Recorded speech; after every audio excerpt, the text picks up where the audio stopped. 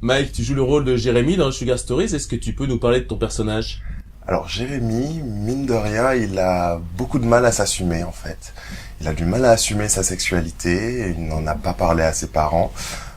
Alors qu'en fait, il vit au grand jour en allant dans les soirées. Alors lui, c'est le clubbeur, mais tout ce qui touche à la famille et à son réseau professionnel, c'est un sujet assez sensible pour lui. Il préfère ne pas révéler son homosexualité. Donc toute la saison 1 a tourné autour de son coming out. Et là, la saison 2 va plutôt être axée sur son côté professionnel, révéler ou pas son homosexualité. Justement, toi, dans la vie, tu as fait plusieurs publicités, tu fais du théâtre, de la photo. Pour un artiste professionnel comme toi, c'est quoi l'intérêt de participer à l'aventure Sugar Stories? On m'a toujours dit, dans tous les milieux que ce soit, qu'avant tout, c'est le plaisir. Le plaisir de le faire, dès qu'il y a un but, dès qu'il y a une envie d'y aller. Et pour moi, ça a été ça direct, parce que donc je connais Yann, qui est le photographe, qui est à l'initiative de tout ça. Et du coup, je me sens en sécurité avec lui, entouré d'amis aussi qui font partie de l'aventure. Et voilà, c'est vraiment le plaisir de le faire. Est-ce que participer à un roman photo gay a été un risque pour ta carrière? Je pense pas que ça soit un risque pour moi de participer à un roman photo gay. Parce que ça serait comme dire à un comédien, si tu fais des rôles gays,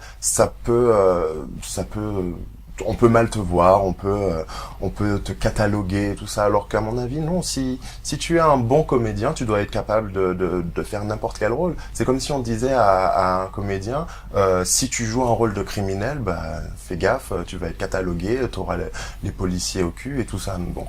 Si on prend comme exemple des récompenses qu'un acteur peut rêver, voilà, les acteurs qui ont interprété des rôles gays sont souvent récompensés. Et au fil des tournages, est-ce que tu as une anecdote, quelque chose qui t'a fait sourire, qui t'a marqué?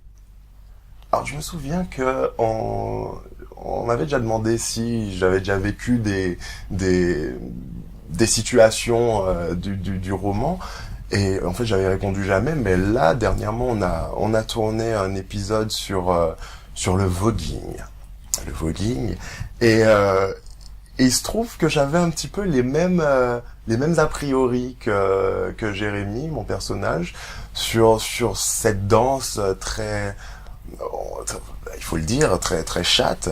Et en fait, du coup, j'ai rencontré durant le tournage donc des danseurs du voguing, et voilà, effectivement, comme Jérémy, ma pensée a évolué, quoi, parce qu'on voit qu'ils s'investissent beaucoup, que ça soit en costume, que ça soit en talons, et voilà, donc ouais, c'était marrant de voir que bon, tiens, mon personnage il a les mêmes a priori que moi, c'est pas mal.